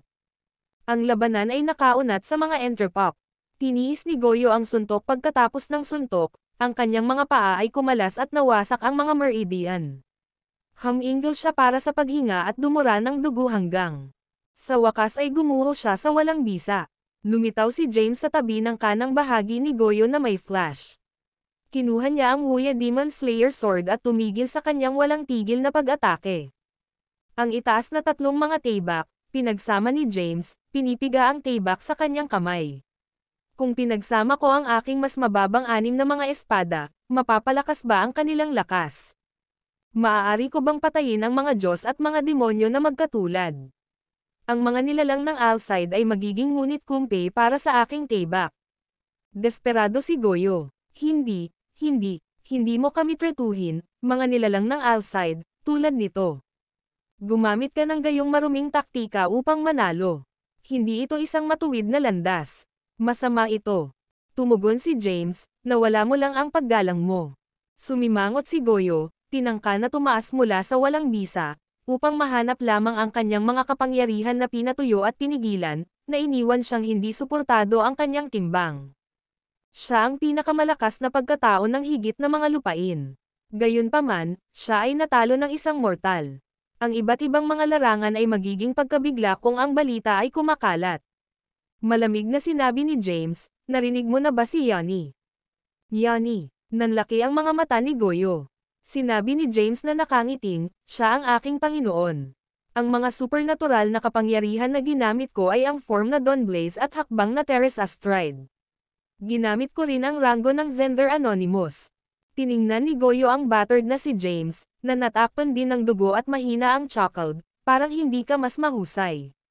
Hindi mo halos matiis ang iyong sarili, maaari mo. Nagkibit balikat si James, lumingon kay Goyo na may kalmadong ekspresyon. Inaamin ko, kung ilalabas mo ang walang katapusang pagdalugad, baka hindi ako makatiis. Sa kasamaang palad para sa iyo, nagtataglay ako hindi lamang ang form ng Dawn Blaze at hakbang na Teres Astride kundi pati na rin ang mga mata ng yin-yang mga mata, na maaaring mahulaan ang iyong bawat galaw. Kinutya ni Goyo, talagang ibinahagi ba ni Yanni ang lahat sa iyo? Kinumpirma ni James na may ngiti, oo. Mabait ako upang mabigyan ka ng isang pagpipilian, ngunit iginiit mo na labanan ako sa malapit na labanan. Ikinalulungkot mo ba ito ngayon? Kung gagamitin ko ang Wuya Demon Slayer Sword at ilabas ang aking buong paglilinang, hindi mo ako malalampasan, sabi ni Goyo. Magaan ang sagot ni James, posibleng. Gayunpaman, ginamit ko rin ang kalahati ng aking lakas. Sa kanyang mga salita, si Goyo ay naglabas ng isa pang bibig ng dugo, halos bumagsak ng ulo mula sa walang bisa. Ang video na ito ay edited by Urban Storytelling. Kabanata 7192. Pagkatapos ng isang sandali, umiling-iling si Goyo sa kawalan ng paniniwala. Hindi, imposible para sa iyo na maging napakalakas. Ikaw ay isang mortal na pagkatao. Walang paraan na ang iyong lakas ay maaaring mapabuti ng mabilis sa aming mga Alcide na nilalang. Kahit na si Xanthocus, ang unang mortal na umakyat sa Zymergy, ay hindi ako matatalo sa kalahati lamang ng kanyang lakas. Ang pakikinig sa desperado at halos masalimuot na rant ni Goyo, umiling-iling si James sa isang pahiwatig. Sa kabila ng pagiging pinuno ng mga nilalang ng Alcide, ang pananaw, diskarte, At kaalaman ni Goyo ay mas mababa sa Xanthocos, isang mortal na sinamantala ang mga loopholes upang umakyat at maging pinuno ng 5 mga emperador ng landas. Noon lang, isang malinaw, pambabae na boses ay biglang nagmula sa malapit. Ang iyong labanan. Over, honey. Panipi. Biglang lumingon si James. Nang makita niya ang magandang figure, agad na binaha ni Joy ang kanyang mukha habang nagmamadali siya sa kanya. Gising ka, Sinta. Natuwa si James, na hinawakan ang mga balikat ng magandang figure. Ngumiti si Thea at sumagot, ito ay naging isang pagpapala sa disguise. Hindi lamang ako nagising, ngunit ang aking mga pinsala ay gumaling, at tila nakamit ko ang Zender Anonymous na ranggo. Panipi. Tumawa si James sa pagtawa, itinaas ang kanyang mga paa at pinipiga ang kanyang libo-libong beses sa walang bisa. Samantala, si Goyo, na nakahiga sa kanyang likuran, naobserbahan ang mga eksenang ito na may isang komplikadong ekspresyon. Nasaan ang mabangis at walang awa na si James mula sa mga sandali. Nakaharap kay Thea, tila siya ay nagbago sa isang mapaglarong at mapagmahal na magkasintahan. Ang kaibahan ng kaibahan ay iniwan si Goyo na nalilito. Ito pa rin ba ang napili na nakipaglaban sa kanya ng mabangis na sandali lamang? Paano ang dalawang panig na ito ay maging parehong tao? Si Thea ay pinaglaruan ang noo ni James. Sige, sapat na. Mayroon kaming kumpanya.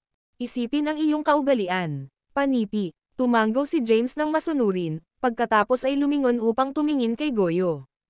Kilala mo ba siya? Bulong ni Goyo, ang gobernador ng Yin. Isa siya sa mga huling outside na natitira. Magiging biktima din ba siya sa iyong talem? Panipi.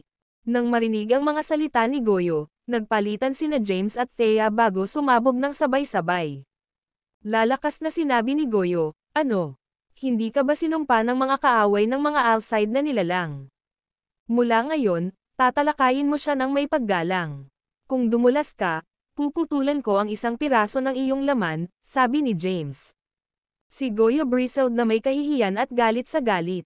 Gayunpaman, pinaglaruan ni Thea ang braso ni James at pagkatapos ay lumingon kay Goyo na may banayad na ekspresyon. Huwag mo siyang isipin, Goyo. Iniligtas mo ang buhay ko dati. Si Goyo ay nahuli, pagkatapos ay bumantong hininga ng malalim. Kaya't ililigtas mo rin ang aking buhay bilang isang tanda ng pasasalamat. Malumanay na ngumiti si Thea at sumagot, hindi kailanman inilaan ni James na patayin ka. Kung hindi, mababawasan ka na sa anonymous gas. Panipi. Bumantong hininga si Goyo at binibigkas ang natalo, ikaw rin ay isang outside. Hindi mo ako linlangan, di ba? Tumanggaw si Thea bilang tugon. Ang video na ito ay edited by Urban Storytelling. Kabanata 7173. Goyo ay nagtanong, ginamit ba talaga ni James ang kalahati ng kanyang lakas upang talunin ako? Oo, kinumpirma ni Thea. Nahihirapan na umupo sa kanyang mahina na estado, nahanap ni Goyo ang kanyang sarili na hindi niya mailipat ang kanyang katawan. Sa desperasyon, ang kanyang kaluluwa ay mabilis na umalis mula sa kanyang pisikal na katawan at sumulyap patungo kay James na may nakababahala na bilis. Wow! Ang matandang lalaki ay may backup na plano, sabi ni James, nagulat sa taktika ni Goyo. Umungol si Goyo, paano ito magiging kalahati ng iyong lakas? Kailangang maging lahat ng iyong lakas. Si James ay nag-chok, balot sa baywang ni Thea, at sinabi, ito ay luma na. Ang tao ay patuloy. Dapat kang makipag-usap sa kanya, mahal. Panipi. Pinched ang likuran ni James at sinabing, huwag kang magalang sa kanya. Hindi siya tulad ni Xanthocos. Nagpatuloy siya upang ipaliwanag ang pangunahing sarili ni James ng landas at Zender na hindi nagpapakilalang ranggo kay Goyo. Ang kaluluwa ni Goyo ay nakatayo ng matagal, hindi gumagalaw na parang sinaktan sa core. Makalipas ang ilang oras, si Goyo ay nag-staggered pabalik ng maraming mga hakbang at bumagsak sa lupa. Tila hindi niya agad matanggap ang katotohanan. Sa kanyang pag-unawa, kahit na ang pinakamataas na pagkakamit sa mga nilalang ng outside ay nakarating lamang sa Declan Mahayana. Kabilang sa mga nakarating sa Declan Mahayana, ang lakas ay tinutukoy ng kasanayan, mastery ng supernatural na kapangyarihan, at karanasan sa labanan. Ang konsepto ng pangunahing sarili ng landas at Zender Anonymous na ranggo ay ganap na dayuhan sa kanya. Kahit na ang pinakamalakas ng mas malaking larangan, si Goyo ay may kakayahang pagsamahin ang mga clan at ang kanyang mga primordial na espirito sa 81 form. Hindi pa niya nakatagpo ang paniwala ng dalawang pangunahing katawan bago. Ang pag-obserbo ng nakagulat na reaksyon ni Goyo, hinayaan siya nina James at Thea nang walang pagkagambala. Pagkatapos ng lahat, ang katotohanan ay hindi madaling matuno. Samantala, sa itaas ng isang bundok sa lupain ng Xanadu na nakapaloob sa itim at puting enerhiya, tatlong nakakaaliw na mga numero, na ang mga mukha ay nakakubli ng swirling gas, na obserbahan ang mga kaganapan sa loob ng gate ng Anonymous. Ang isang taong may pulang buhok ay nagtanong, hindi ba siya masyadong nagpapabuti? Ang isa pang puting may buhok na matandang tao ay nagbuntong hininga at sinabing, ito ay hindi masiraan ng loob. Sa ating kawalang saysay na Taoism, wala ang ranggo ng gender. Tinutuligsa niya ang ating mga Taoism. Ang magandang babae na nakaupo sa gitna nila ay itinaas ang kanyang ulo ng dahan-dahan at sinabi, bakit ang lahat ng bagay sa health realm ay sumunod sa ating mga Taoism?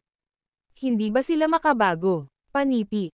Ang taong may buhok na pula ay sinabi ng Tame Time, ang ating Taoism ay nagbabantay ng tatlong mga birtud, kabaitan, katalasan, at pagpapakumbaba. Kung sila ay malaya mula sa aming siyam na Taoism at iginiit ang kalayaan, ano ang nasasaktan na ginawa ng landas ng Wait Ara? Sinabi ng puti na may buhok na matandang, ngunit hindi iyon ang crux. Ang isyo ay dapat na pag-isa ang realm ng health bago magbukas ang gate ng Zyrisha. Kung hindi, paano nito pigilan ang anino? Ang agwat sa pagitan namin at ng Xyloria Shadowborn ay malawak na. At ngayon, sa tulad ng isang kritikal na juncture, sinimulan ang taong may buhok na pula. Sapat na, malinaw na idineklara ni Frana. Siya ang aking napiling master, at ang ilang mga bagay ay hindi para sa iyong pag-iisip o pag-aalala. Nagtitiwala ako na maaari niyang panindigan ang ating Taoism. Kahit na ang limang anino ng anino ay nagwelga ng magkasama, mahahawakan niya ito. Gamit ang pangwakas na pahayag na iyon, ang magandang babae ay kumalas sa kanyang kamay, at ang projection ng gate ng Anonymous na nawala ng bigla. Sa susunod na instant, natunaw din siya sa isang swirling bola ng puting enerhiya at nawala. Ang taong may buhok na pula ay nagbuntong hininga ng labis. Si Frana ay labis na bias sa batang ito, na ibinigay sa kanyang posisyon bilang pinuno ng siyam na mga Diyos ng nilikha. Maaaring kailanganin nating makialam. Tingnan natin kung paano ito mauna. Umiling-iling ang puting may buhok na matandang lalaki. Sa susunod na sandali, nawala sila mula sa lugar. Ang video na ito ay edited by Urban Storytelling. Kabanata 7174. Sa loob ng gate ng hindi nagpapakilalang, ang kaluluwa ni Goyo ay nanatiling walang tigil sa loob ng mahabang panahon. Bigla, nagbuntong hininga siya at sinabi, tama si Salvador. Kung maaari kaming magbigay ng sapat na oras at mga mapagkukunan para sa mga nilalang na bumuo ng natural, ang realm ay hindi na kailangang umasa sa mga outside na nilalang upang gabayan sila. Ano ang limang landas na emperador, kataas-taasang nilalang at mga Diyos? Nilikha natin sila dahil sa ating pagiging matuwid sa sarili at panlilinlang sa sarili. Ang aming orihinal na hangarin ay upang magkakaiba sa pagitan ng tama at mali, mabuti at masama, upang gabayan ang mga nilalang at makinabang ang higit na mga lupain. Gayunpaman, ito ay naging isang pasanin na tumitimbang sa mga ulo ng mga nabubuhay na nilalang na ito at isang shackle na nagbubuklod sa kanila. Magiging maayos kung hindi tayo pinapahalagahan, ngunit sa halip, kinamumuhian kami ng mga ito, na pinapagod sila ng gayong sama ng loob. Minsan pa ipinikit ni Goyo ang kanyang mga mata. Si Emperor Stavros ay nasa punto din. Ang kanyang mga salita sa kataas-taasang nilalang sa aking templo ay malupit ngunit tumpak. Sa amin, ang mga nilalang ng outside ay ang tunay na kapahamakan ng mas malaking larangan at isang sagabal sa kanila. Ang mga larangan ay dapat ibalik sa kanila. Dapat silang maging upang matukoy ang kanilang sariling mga fate. Binuksan ni Goyo ang kanyang mga mata at diretso na tumingin kay James. Gayunpaman, kung maiiwasan natin ang kontrol sa mga mas malaking lupain, tiwala ka ba sa pamamahala at pagharap sa lahat ng darating? Sumimangot ng bahagya si James ngunit pinili na manahimik. Si Thea ay nakipag-ugnay, Lord Goyo, nababahala ka ba na ang aking asawa ay hindi maaaring talunin ang Xanthocos, o nag-aalala ka ba na sakupin ni Xanthocos ang lahat? Huminga ng malalim si Goyo bago tumugon ng may pagtawa, dapat mong idirekta ang mga katanungang ito sa iyong asawa. Pagkatapos ng lahat, matapang siyang idineklara na hawakan muna ang mga Alcide na nilalang bago makitungo kay Xanthocos. Lumingon si Thea kay James at ipinahayag, sa kasalukuyang lakas ng aking asawa, ang pagpatay sa kanya ay hindi dapat maging isang problema. Itinaas ni Goyo ang kanyang ulo at sumabog sa pagtawa, na puno ng pangungutya at pangungutya. Malapit nang tumugon si Thea ngunit natahimik sa kilos ni James. Matapos ang isang maikling pagpos, same time na sinabi ni Goyo, talagang naiintindihan mo ba si Xanthocos? Naiintindihan mo ba ang uri ng salot na kinakatawan niya? Alam mo ba ang kalaliman ng kanyang panlilinlang at kalupitan? Nagpalitan sina Thea at James ng mga sulyap, ang kanilang katahimikan ay malalim. Isipin ito, ako ang pinuno ng 5 mga emperador ng landas, na may prestihiyo at lakas lamang na mas mababa sa Wait Arapat at Tai. Gayunpaman, nabiktima ako sa kanyang mga scheme at machinations. Ang nakikita mo ay hindi lahat. Si Thea at James ay nanatiling tahimik. Malubhang sinabi ni Goyo, natalo kami. Gayunpaman, hindi oras na ipagdiriwang, ang paniniwala na ang tagumpay na ito ay sa pamamagitan ng iyong mga pagsisikap lamang. Ang pagplot ng Xanthocos at mga scheme ay nag-ambag ng malaki sa kinalabasan na ito. Kung hindi ako nahawahan ng kanyang walang enerhiya, hindi ako madaling matalo. Panipi. Sinulyapan ulit ni Thea si James, ngunit biglang pinalawak ni James ang kanyang kamay, na iginuhit ang pisikal na katawan ni Goyo mula sa walang bisa sa kanya. Sa maingat na pagsusuri, natigilan si James upang matuklasan na si Goyo ay naapektuhan ng walang bisa na enerhiya ng kamatayan ni Xanthocos. Ang kanyang mga kapangyarihan ay pinigilan at hindi niya magamit ang mga ito sa kanilang buong potensyal. Karamihan, maaari lamang siyang lumaban sa 30% ng kanyang tunay na lakas. Napagtanto ni James na baka hindi siya nagtagumpay kung haharapin niya si Goyo sa kanyang kalakasan. Ang video na ito ay edited by Urban Storytelling. Kabanata 7175. Hindi isinalin ni James ang kanyang pangunahing sarili ng landas mula sa gate ng misteryo ay kinuha, imposible para sa kanya na talunin si Goyo sa kanyang pinakamahusay na estado. Sinimulang tanungin ni James kung si Xanthocos ay naglalagay ng isang palabas nang siya ay natrap ng kanyang mga dragon sa gate ng misteryo. Kahit na sa lakas ni Goyo, hindi niya mapigilan ang walang enerhiya na patay. Gaano karaming lakas ang naitago ni Xanthocos? Ano ang kanyang plano upang sakupin ang Wuya Palace at ang Path Designation Bid? Tila si Goyo lamang ang maaaring sumagot sa aking mga katanungan. Pagkatapos ng lahat, alam niya ang pinakamahusay na Xanthocos. Hinawakan ni James ang katawan ni Goyo, itinaas ang kanyang kamay, at sinampal ang kanyang noo. Malawak. Ang Anonymous ay tumagos sa kanyang mga paa at buto at agad na pinilit ang walang enerhiya sa kanyang katawan. Kasabay nito, ginawa rin itong ganap na gumaling ang pisikal na katawan ni Goyo.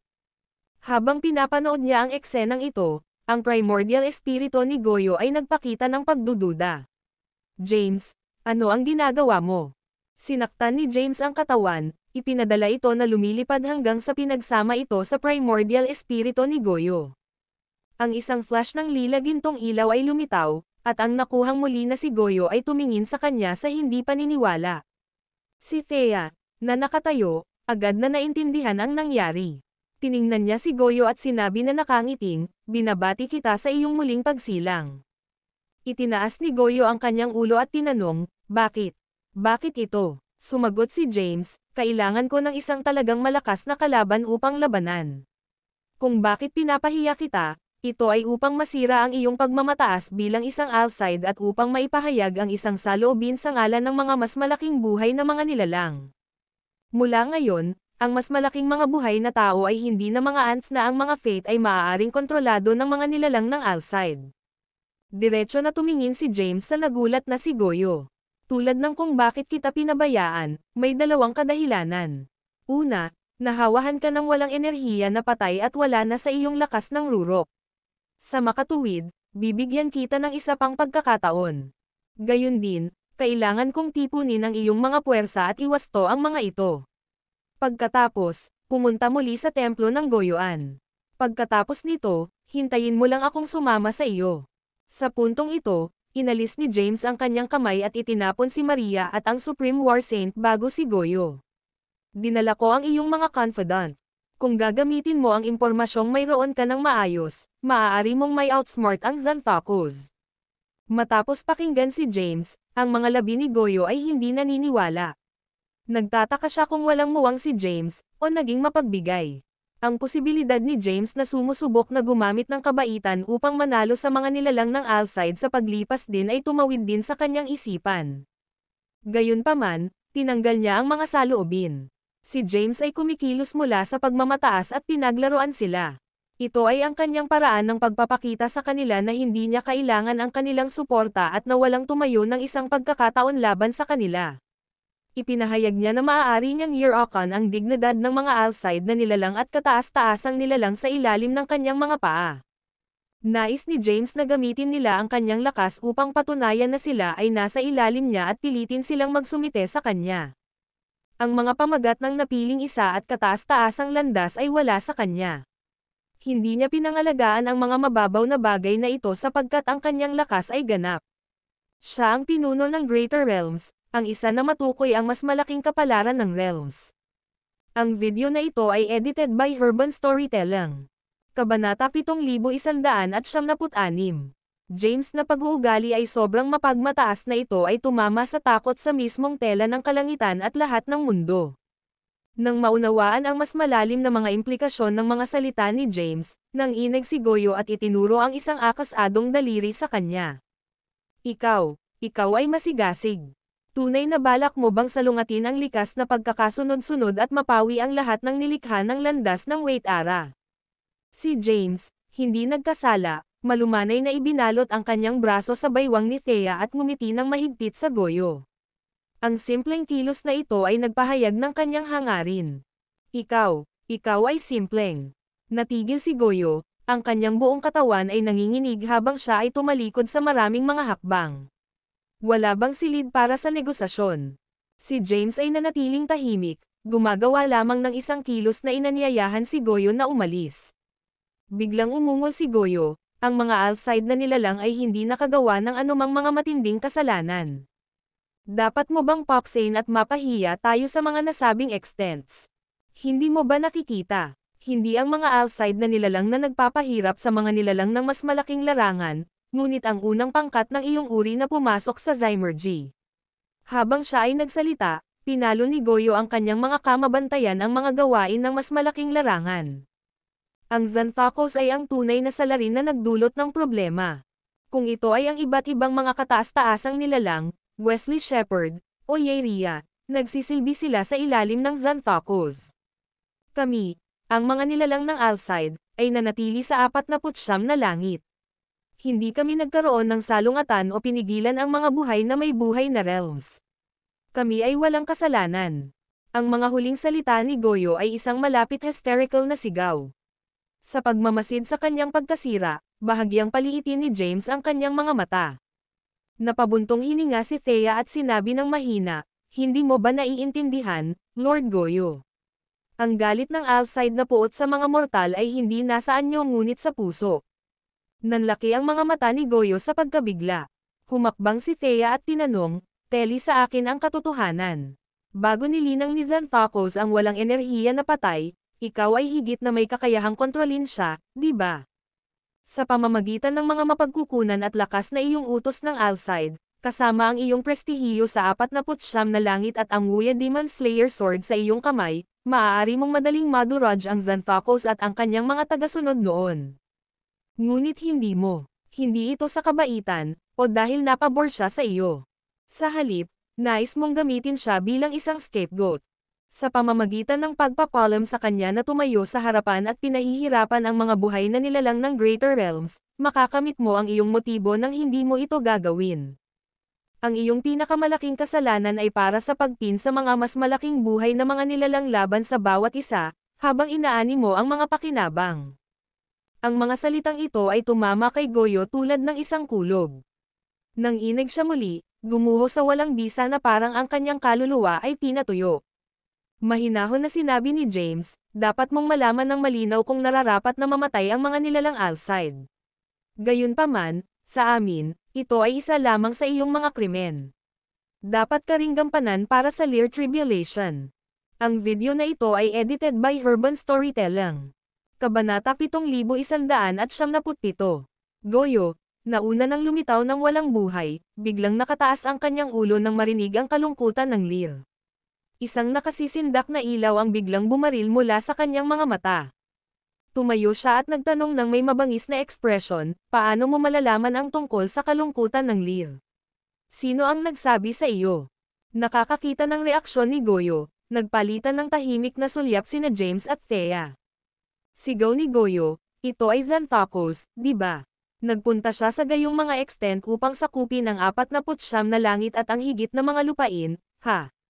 Tiyak na ginagawa niya ang anumang kinakailangan. Ikinalulungkot mo ito kung naniniwala ka sa kanyang kalokohan. Maglalakad ka ng maling landas, at mapahamak. Panipi. Itinaas ni James ang kanyang kilay at ngumiti nang hindi nagsabi ng isang salita. Bigla, tumawa si Thea at sinabi, nabanggit lamang namin ang pagdurusa sa Lear. Ano sa palagay mo ang sinabi niya na may malaking reaksyon? Panipi. Goyo coughed awkwardly. Tinitigan siya ni Thea at tinanong, may tanong ako, Lord Goyo. Mayroon ka bang isang Sorumsia na bumaba sa ilalim ng Zymergy? Matapos ang isang mahabang katahimikan, unti-unting huminahon si Goyo at pagkatapos ay umupo na tumawid, nakaharap kay James at Thea.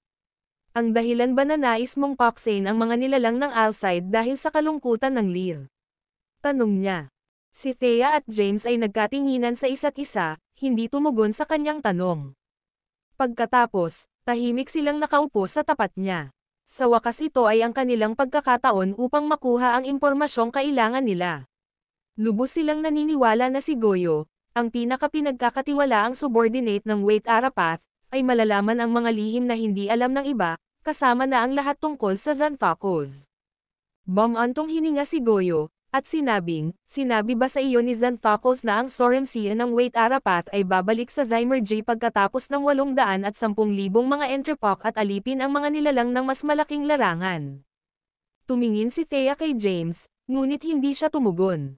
Bumalik ang kanyang focus kay Goyo, tinanong niya, hindi ba totoo iyon? Galit na sigaw ni Goyo, nakakatawa. Ito ay nakakahamak na paninirang puri, isang kasinungalingan na pinagsama upang malito ang publiko. Alam mo ba kung bakit umalis ang landas ng Wait Ara? Alam mo ba kung ano ang ginawa niya para sa mas malaking realidad? Nang makita na si James at Thea ay tahimik na nagbabayad ng pansin sa kanya, ipinikit ni Goyo ang kanyang mga mata at sinabing, Fate, buhay at kamatayan, mabuti at masama, sanhi at epekto, oras at puwang, kalikasan, espiritu, paglikha, tipan, ang pangunahing siyam na Taoism, na pagkatapos ay nagbigay ng 49 na Taoismo. Matapos ang pag-iisa, ipinanganak ang Wait Arapath at ang Health Realm. Panipi. Masasabi na ang landas ng Wait Ara ay ang realm ng health at higit na pinagmulan ng realms. Biglang binuksan ni Goyo ang kanyang mga mata. Kung mayroon kang pagkakataon na pumasok sa Huya Palace, makikita mo ang 49 na mga kaldero kung saan ipinahayag ang 49 na Taoism. Ito ang pinagmulan ng ating mga mundo, na kung bakit ang isang sagradong katayuan. Matapos mabuo ang realm ng health, natanto ng landas ng Wait Ara ang 49 na Taoism ay halos walang umiiral at hindi isinasagawa ng mga nabubuhay na nilalang. Sa makatuwid, gumawa siya ng maraming mga paglalakbay sa walang bisa na mundo upang magmungkahi ng isang pagbabago sa health realm. Ang video na ito ay edited by Urban Storytelling. Kabanata 7178. Goyo ay ipinaliwanag, gayunpaman, ang mga pagkilos na ito ay malubhang sinaway ng ilang mga nilikha ng Diyos, na naisip na sumalungat ito sa likas na pagkakasunod-sunod at labis. Ang mungkahi ng Wait Arapath ay lumabag sa tatlong mga prinsipyong ito. Nagpalitan sina James at Thea nang marinig ito. Nalaman nila kung bakit nilikha ng landas ng Wait Ara ang mga tao. Gayunpaman, ang kwento ni Goyo ay nagbigay sa kanila ng isang bagong pananaw. Ipinaliwanag ni Goyo, ang landas ng Wait Ara ay isang nilalang na maihahambing sa Diyos ng mga likha. Kahit na hindi sila sam-asang ayon sa kanya, Walang tigil siyang nagtalo ng may dahilan. Sa panahon ng 81 Lear Daoism, nagkaroon sila ng mabangis na salungatan sa kanila. Pagkatapos iyon, ang landas ng Wait Ara ay nagbuklod ng gate ng Zyrisha at hinarang ang lahat ng mga sipi sa pagitan ng Realm at Xanadu. Ang siyam na mga Diyos ng Kailoros na walang kabuluhan ay hindi na makikialam sa Health Realm. Mula ngayon, naging malaya ang Realm at nagawa niyang gumawa ng mga pagbabago. Nilikha niya mula sa wala, nababagay ang 5 mga ebolusyon, at nabuo ang makasaysayang Taoism, na nahiwalay mula sa 49 na Daoism. Bukod dito, ang landas ng Wait Ara ay nagtrabaho kasama ang 4 na mga ebolusyon upang lumikha ng unang nasa salat na katawan sa realm ng Health, na tinawag niyang tao. Sa paghanga, idinagdag ni Goyo, mula noon, itinuring ng realm ng Health ang mga tao bilang mga primata at forma ng tao bilang pinakaiginagalang, na gumagabay sa lahat ng mga nabubuhay na nilalang upang linangin. Nang marinig ito, sinulyapan ni James si Thea. Mayroon ka na bang bumalik noon? Sumagot si Thea, hindi. Bumantong hininga si Goyo at kinuha muli ang pag-uusap.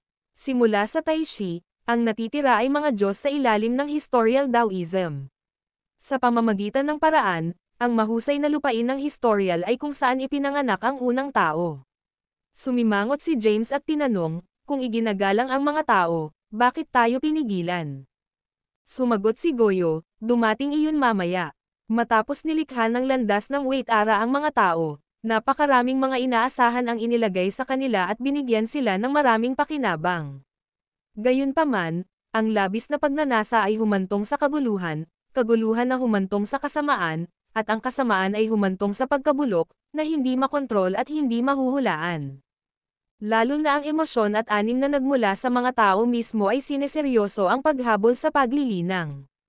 Kaya, ang ilang mga sangay ng sangkatauhan ay naging guman sa mga hangarin na ito, na sumuko sa hangarin ng katotohanan at sa kalaunan ay naging kung ano ang dati mong nalalaman bilang normal na tao. Ang dahilan kung bakit natapos ang mga tao sa isang habang buhay na hindi hihigit sa 100 taon, nakakaranas ng kapanganakan, pag-iipon, sakit, at kamatayan, hindi makatakas sa sanhi at epekto ng muling pagkakatawang tao, ay hindi dahil sa pagsugpo, ngunit ang pagkasira sa sarili. Panipi. Nang marinig ito, tumahimik ulit si James. Diretso na tumingin sa kanya si Goyo at biglang nagtanong, matapos marinig ang sinabi ko tungkol sa kung ano ang ginawa ng Wait Ara Path, kung minsan ay nakakaramdam ka ba ng pagiging pamilyar. Itinaas ni James ang kanyang ulo at tinanong, tinutukoy mo ba ang katotohanan na ginamit ko ang spiritual providence upang maiwasan ang pagkagambala mula sa Zymergy at pinagsama ang mga mas malaking lupain? Tumanggo si Goyo at sinabing, oo. Upang ilagay ito ng blanko, ang dalawa sa inyo ay halos pareho ang bagay. Ang pagkakaiba lamang ay ang kanyang mga kalaban ay ang mga Diyos ng mga likha, samantalang ang iyong mga kataas-taasang nilalang at mga nilalang na outside. Ang video na ito ay edited by Herban Storytelling. Kabanata 7199. James ay nagkibit balikat at sinabi ng may ngiti, ngunit hindi mo pa rin nilinaw ang napakahalagang pagdurusa ng Lear. Malapit na akong ipaliwanag, sagot ni Goyo, na may kumpiyansa na nakatingin kina Thea at James. Ang nagawa mo at ang Wait Ara Path ay katulad ng katulad, ngunit ang landas ng Wait Ara ay wala ang iyong swerte. Sapagkat nilikha nito ang historical na Daoism at nilikha ang mga tao, ang siyam na mga Diyos ng Kailoros na walang kabuluhan ay nakita ito laban sa kanilang mga Daoismo, at sa huli, siya ay pinahirapan at napatay sa kanila sa pamamagitan ng pagbabago ng Daoism. Tumangala si Goyo na may mukha na puno ng panghihinayang. Kapag ang 36 na unorthodox na sekta at 72 unorthodox na mga paksayon ay nagdulot ng kaguluhan, nahanap na ng Wait Ara Path. Kung gayon, nang biglang bumangon si Morgoth, na nagdulot ng kaguluhan sa buong Zymergy, na pumatay kay Xyloria Taichi at ang Xyloria Law of Paths, kinumpirma nito ang kanyang mga hinala. Si Morgoth, na orihinal na kilala bilang Emperor Caesar, ay isang makasaysayang pagkatao, mahalagang tao. Ngunit siya ay panimula na naiiba sa iyo, isang dalisay na tao. Paano? Sinaksak ni James ang kanyang mga mata. Sumagot si Goyo, ikaw ay muling ginawa at birth ng ibang tao. Gayunman, si Morgoth, ang huling tao na natural na nabuo sa mahusay na lupang pangkasaysayan. Sa iyong karaniwang parlance, siya ay isang Soremsia, ngunit kahit na ang Wait Arapat ay maaaring matukoy ang kanyang pangunahing pagkakakilanlan. Isang bagay ang tiyak, hindi siya isang Soremsia na kabilang sa isang entity ay huminto sa kaharian ngunit mula sa lupain ng Xanadu. Ang mga salitang ito ay nagpadala ng isang nanginginig sa pamamagitan ni James. Pagninilay-nilay kung paano kinilala ng Lysia si Morgoth, na kumikilos na parang mga matandang kaibigan, naisip niya, si Morgoth ba talaga ay isang Soremsia na kabilang sa isang nilalang mula sa Xanadu realm? Maaari ba itong maging isa sa siyam na mga Diyos ng Kailoros na walang kabuluhan? Sa pag-retrospect, tila marami pa sa kwento. Nakakakita ng pag-iisip ni James, nagbuntong hininga si Goyo at nagpatuloy, ang havoc ni Morgoth sa buong Zymergy, na sinamahan ng kaguluhan na dulot ng 36 na unorthodox na sekta at 72 unorthodox na paksayon, pinangunahan ang landas ng Wait Ara upang mahulaan ang kanyang paparating na demise. Pagkatapos ng lahat, ang mga pinagmulan ni Morgoth ay hindi maliwanag. Sa kabila ng pagiging isang pagkatao, sinalungat niya ang landas ng Wait Ara at ikinakalat ang mensahe na ang paglikha ng historical Taoism ay isang malaking pagkakamali. Ang mga maling akusasyon ay makabuluhang nabawasan ang prestihiyo ng landas ng Wait Ara. Tumahimik si Goyo at nagbuntong hininga, pagkatapos ay nagpatuloy, kalaunan ay pinatunayan ng mga kaganapan na tama ang premonition ng Wait Arapat. Nang maobserbahan nito ang siyam na mga Diyos ng mga Diyos ng mga Diyos na nagtitipon sa rurok ng Lir, alam niya na malapit na ang kanyang pagtatapos. Kaya, bago bumaba ang kanyang sakuna, gumawa siya ng pangwakas na pag-aayos para sa realm ng Hilth. Pinili niya ang 5 mga emperador ng landas, bawat isa ay namamahala ng isang gate ng landas, na naghihigpitan sa mga nilalang ng Alcide mula sa pagbaba hanggang sa mas malaking larangan, na naglalagay ng daan para sa kanila na linangin. Pagkatapos, hinirang niya ang 5 mga emperador ng landas, ang Xyloria Taiyi at Taichu, upang magkasama na pangasiwaan ang 49 na langit at bantayan ang Wuya Palace. Sa ilalim ng 49 na langit, hanggang sa 41 langit, itinayo niya ang mahusay na lupang pangkasaysayan, ang mapagkukunan ng mga landas, na personal na bantayan ng Emperor Yarden. Sa ibaba ng 41 langit, ang unang batch ng mga historial na nilalang na pumasok sa Zymergy upang maitaguyod ang mga banal na templo upang tanggapin ang mga piling tao na nilalang ng mas malaking larangan na naglalakad sa landas ng paglilinang. Ang landas ng Wait Ara ay nagbigay ng espesyal na pansin sa panukalang ito. Pinili niya ang isa sa mga pinaka-natitirang mga nilalang na pangkasaysayan, si Wesley, at itinalaga siya bilang batas ng mga landas, upang pangasiwaan at bantayan si Zymergy. Panipi. Ang video na ito ay edited by Urban Storytelling. Kabanata 7200. Goyo ay tumingin kay James at Thea muli.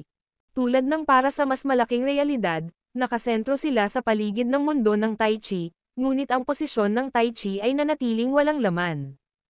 Ito ay dahil ang landas ng Wait Ara ay naniniwala na ang Tai Chi, na mamamahala sa mundo ng Tai Chi, ay magiging master ng lahat ng mga mortal. Upang gabayan ang mga mortal sa hangarin ng paglilinang, hinihiling ng kandidato ang isang Diyos na may malaking kabutihan at kabutihan. Panipi. Itinuro ni Goyo si Thea at sinabing, ang Wait Arapat sa una ay pinapaboren ka para sa posisyon na ito, ngunit bigla kang nawala, naiwan ang posisyon na walang laman. Tumingin si James kay Thea at sinabing, matapos kang mawala, kinuha ni Yeria ang pagkakataon. Bumantong hininga si Thea at sinabing, nangyari iyon ng kaunti. Pinag-uusapan ni Goyo ang mga pag-aayos na ginawa bago ang landas ng Wait Ara ay namatay. Ito ay ang parehong bagay, hindi. Lumingon si James kay Goyo at tinanong, pagkatapos ng lahat, iniwan ba niya ang isang Soremsia? Kalmado ang sagot ni Goyo, kung sa pamamagitan ng Solensia ibig mong sabihin ay isang makasaysayang pagkatao, kung gayon syempre. Tandaan, ang landas ng Wait Ara ay lumikha ng unang historial na nasa kaharian ng Hilth. Ito ang kanyang sariling Taoism derivation at hindi mawawala dahil lamang sa siyam na mga Diyos ng Kailoros na walang pagbabago ang kanilang mga Taoismo. Bukod dito, kung naniniwala ka na ang pagkatao na ito ay magiging sanhi ng tinatawag na kalungkutan ng Lir, hindi ba magiging maswerte ang bagay para sa mga kataas-taasang nilalang? Si James ay may kumpirmasyon na hinanap niya. Ang Sorumsia ng Wait Arapath ay tiyak na umiiral, na siyang batayan ng pag-angkin ni Lysia tungkol sa pagdurusa sa Lear. Kahit na ang landas ng Wait Ara ay na-reclaim ng siyam na mga Diyos ng Kailoros nang walang bisa, ang unang pagkatao na nilikha niya ay nagmana ng lahat, kasama na ang puot na ito. Ayon sa pangangatuwiran ni Goyo, kahit na bumalik ang Sorumsia ng Wait Arapath, hindi niya may target ang mga nilalang ng Health na kaharian ngunit sa halip ang siyam na mga Diyos ng Kailoros nang wala at ang kanilang mga kasama. Isang bagong dilema ang bumangon. Ang kanyang pangalawang katawan ay si Lysia, ang Sorumsia ng Frana. Nagtataka si James tungkol sa ipinahiwatig ng kanilang koneksyon. Bukod dito, si Thea, ang kanyang asawa, ay kusang nagtitiis ng 81 muling pagkakatawang tao sa kamay ni Yaeria, lahat upang mahanap ang Sorumsia ng Wait Ara. Ito ay tila isang direktang utos mula sa mga Diyos ng lumikha ng Void. Ano ang ipinapahiwatig ng koneksyon na ito? Marahil, tulad ng iminumungkahi ni Goyo, ang landas ng Wait Ara ay hindi mali. Maaaring mayroon talaga siyang balak na makinabang ang kaharian ng Health. Ang pagkakaroon ng napinsala ng siyam na mga Diyos ng Kailoros na walang kabuluhan, ang kanyang pagkapuot ay naiintindihan. Ngunit sa anak ko at si Thea ay tumayo sa lahat ng ito. Magiging mga kaaway ba tayo ng Sorumsia ng Wait Arapath, o dapat ba nating ihanay sa kanya at ang kataas-taasang mga nilalang ni Realm laban sa siyam na mga Diyos ng Kailoros na walang kabuluhan? Naisip ni James. Wala pa siyang sagot, dahil ang tunay na kahulugan ng pagdurusa ng Lear ay nanatiling hindi malinaw.